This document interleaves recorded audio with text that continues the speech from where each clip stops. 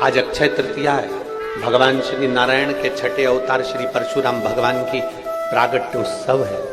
संपूर्ण देशवासियों को, संपूर्ण राष्ट्रवासियों को, संपूर्ण सनातनियों को अक्षय तृतीया की और भगवान श्री परशुराम जी के प्रागट्य उत्सव की बधाई है। परशुराम भगवान से हमको एक चीज बड़ी विचित्र, बहुत सुंदर चीज सीखना चाहिए कि कैसी भी विषम परिस्थिति आई पर परशुराम भगवान हार नहीं माने। शिवलिंग पर एक पत्ते पर या पुष्प पर एक बूंद शहद लगाकर शिव जी को समर्पित कर कर देखिए। अगला वर्ष तक इंतजार करना, बाबा आपकी जिंदगी में 4 चांद ना लगा दे उस मधु के बल पर, तो आनंद के लिए शंकर के मंदिर में जाकर शिव जी को जल चढ़ाकर जब कोई चंदन की 3 लाइन भगवान शंकर के शिवलिंग पर खींचता है, शंकर उसका हाथ पकड़कर उसका भाग्य लिखना प्रारंभ कर देते हैं। शंकर के मंदिर में जाकर 1 लोटा जल चढ़ाना प्रारंभ करता है, 3 रेखाएं खींचना प्रारंभ करता है, चंदन लगाकर त्रिपुंड बनाना प्रारंभ करता है। बाबा उसके भी जीवन में सुख हाथ पकड़कर देना प्रारंभ। और एक निवेदन आप लोगों से भी है, तीज आ रही है, अक्षय तृतीया, सत्तू का प्रयोग अवश्य करना, करोगे ना? उसका दान अवश्य करना। कोई आए उसको थोड़ा सा सत्तू अवश्य खिलाना। 3 चीजें होती हैं सत्तू में, गेहूं, चने की दाल, जौ, इनको गलाया जाता है। रात भर गलाने के बाद इसको फिर सेका जाता है, सेक कर पिसाया जाता है, फिर उसका प्रयोग किया जाता है। महाराज चाहे फिर उसको घोल कर आप शक्कर के साथ, गुड़ के साथ, नमक के साथ, जीरे के साथ, पुदीना के साथ, जिसके साथ तुम्हें खाना है वो तुम्हारे ऊपर, पर दान करना सत्तू का जरूर है। एक चुटकी मात्र भी अगर सत्तू आपने दान किया है बैसाख महीने में, उसका फल जरूर मिलेगा, जरूर प्राप्त। बैसाख के महीने में इसके घर में पार्थिव शिवलिंग का निर्माण होता है, उसके घर में कभी लक्ष्मी की कमी नहीं होती है, वहां लक्ष्मी सदा निवास, वहां लक्ष्मी सदा निवास करती, सदा। और मेरी जीजियों, जितनी मेरी बेटियां बैठी हैं, माताएं बैठी हैं, मेरे भाई जितने बैठे हैं, जितने मेरे जीजी बैठी हैं, जितने मेरे जीजा बैठे हैं, उनसे निवेदन करूंगा, महीने में, 2 महीने में, 4 महीने में, 6 महीने में ऐसा नियम बनाओ कि मिट्टी अपने गमले में से लेकर, भले गमले के अंदर ही शिवलिंग का निर्माण कर लो, उसकी पूजन कर लो, दिया लगाकर, जल चढ़ाकर बाबा से प्रार्थना कर लो और उसी मिट्टी को वहीं गमले में ही विसर्जन कर। श्री शिवाय नमस्तुभ्यम कहने वाला, नमः शिवाय कहने वाला, ओम नमः शिवाय को कहने वाला, भगवान शंकर को याद करने वाला, शिव की आराधना साधना करने वाला कभी जिंदगी में भटकता नहीं है, उसको उसकी मंजिल मिलती जरूर है। इसी बैसाख के महीने में परशुराम जयंती के दिन या अमावस्या के दिन या पूर्णिमा के दिन शंकर भगवान को समर्पित होता है और भगवान विष्णु को समर्पित होता है। दुनिया के लोग कहते क्या होता है सत्तू से? सास अपनी बहू से कहती है बेटा सत्तू बना ले, थोड़ा सा सत्तू बाजार से ले आना, 10 रुपए का खरीद कर ले आना, आज सत्तू, आज अपन पूजन करेंगे सत्तू की, अक्षय तृतीया है, थोड़ा सा पूज देंगे, थोड़ा सा भगवान को भोग लगा देंगे, सत्तू का लड्डू बना लेंगे। बोलो री जीजियों, सही है कि गलत है? बाजार में भी सत्तू मिलता है, तो बच्चे कहते हैं, बहुएं कहती हैं कौन खाएगा, काय को ला रहे हो, सत्तू का क्या काम है? पर शिव महापुराण की कथा कहती है, स्कंद पुराण की कथा कहती है, जिस समय पर बैसाख के महीने की सुंदर अमावस्या का दिन था, उस दिन माता पार्वती शंकर भगवान के लिए जब पकवान बनाने के लिए बैठी, कुछ नहीं मिला, तब माता पार्वती ने 3 अनाज को लिया, एक चना, दूसरा गेहूं और तीसरा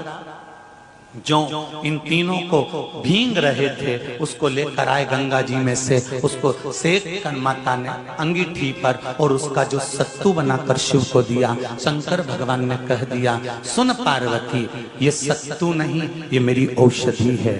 बैसाख के महीने में जो खाएगा वो जिंदगी भर रोएगा नहीं, शरीर से स्वस्थ हो। अब उसको लोगों ने हंसी खेल में ले लिया, सत्तू का क्या काम, मम्मी हम नहीं खाएंगे, बड़ा पूरा। शिव जी का एक एक चीज, बैसाख के महीने में पियो बेल, बेल मतलब समझ गए, बेल का रस। बैसाख के महीने में पियो बेल और शरीर को रखो ऑलिव बेल, शरीर बेकार नहीं होगा। अगर किसी कामना के वश अगर हम दीप लगा रहे हैं या हमारे मन में कोई भाव उत्पन्न है और हम बाबा से कहना चाहते हैं कि बाबा मेरा ये कार्य है आप पूर्ण करिएगा, तो फिर शिव मंदिर में भी लंबी बाती का दीप आप प्रदोष या सोमवार की अष्टमी या सोमवार या आप शिवरात्रि को बाबा से निवेदन कर कर लगा सकते हैं। हाँ, विशेष जब कोई एक बहुत बहुत बड़ी बात हो और आपके कार्य में कहीं अटकल हो रही हो, तो एक ही दीप में दो बाती, शिव और शक्ति, लंबी बाती बनाई शिव और शक्ति के नाम से, दो बाती एक साथ एक दीप में भी लगा सकते। पर कब, जब विशेष कोई आपका कार्य हो और वो अटक रहा हो, विशेष कोई कार्य, और आप बाबा से प्रार्थना कर रहे हो, तो दो बाती का भी प्रयोग आप कर सकते हो। ऐसे शिव तत्व को जान, कितना सुंदर कहा है। जब जिंदगी बहुत संघर्ष में चल रही हो, बहुत दुख का जीवन चल रहा हो, तब शमी के 5 पत्ते, शमी के 5 पत्ते, एक दुर्वा के साथ एक अक्षत चावल का एक दाना, वो भी हल्दी में भिंगोया हुआ हो या केसर में भिंगोया हुआ हो, शमी पत्र 5, एक दुर्वा, एक चावल का दाना, जो दिल से हृदय से बेलपत्री के वृक्ष के नीचे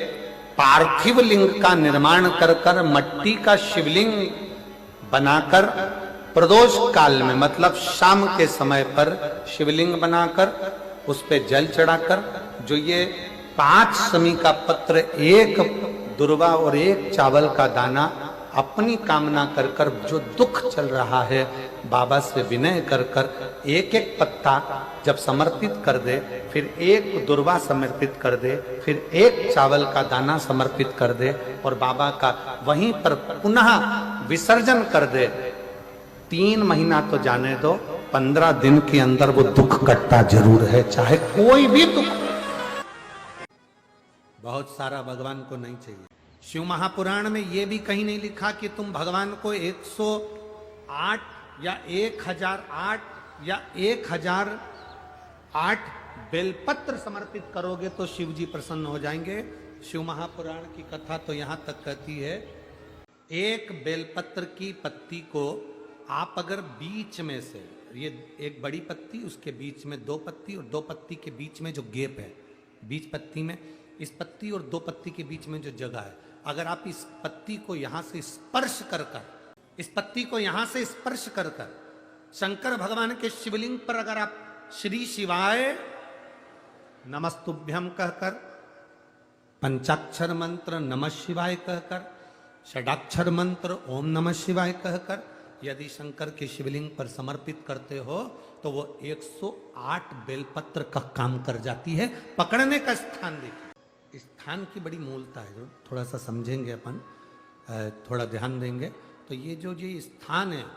ये बड़ा मूल माना गया। बेलपत्री की बड़ी पत्ती, नीचे की 2 पत्ती, उसके बीच में जो खाली डंडी जो दिख रही है, इसको अगर पकड़कर बेलपत्र समर्पित कर रहे हैं तो 108 बेलपत्र के बराबर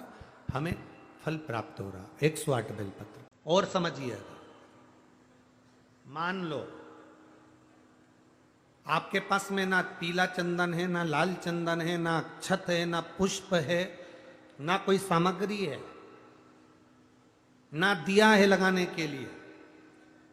शंकर जी के मंदिर में लोटा भर के जल लेकर गए हो, आज तुम्हारे पास में हो सकता है जल भी नहीं है, लोटा भी नहीं है, तो जिस शंकर जी का दर्शन करने गए हो उन्हीं की बेलपत्र को उठाओ, और बेलपत्र को उठाने के बाद पहले अपनी हथेली पर रखो,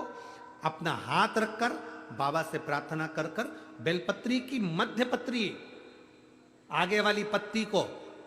पकड़कर अगर वो बेलपत्र हम शिव जी को समर्पित करते हैं तो हमारा पीला चंदन, लाल चंदन, दिया सब बाबा को समर्पित हो जाता है उस बेलपत्री में। एक बेलपत्री का सुख हमारे जीवन का एक आनंद दे देता है। हम तो यहां तक कहेंगे, अगर कभी जिंदगी में तुम्हें लगे कि गुरुजी मेरा पैसा फंस गया, नहीं मिल रहा है, या मेरा पैसा अटक गया, नहीं मिल रहा है, या मेरा घर में धन नहीं है, बहुत तकलीफ की जिंदगी चल रही है, आप ये दो बेलपत्री की पत्तियों को पकड़कर अपनी कामना कर कर शिव जी को समर्पित करो और एक लोटा जल बाबा को चढ़ाना प्रारंभ करो।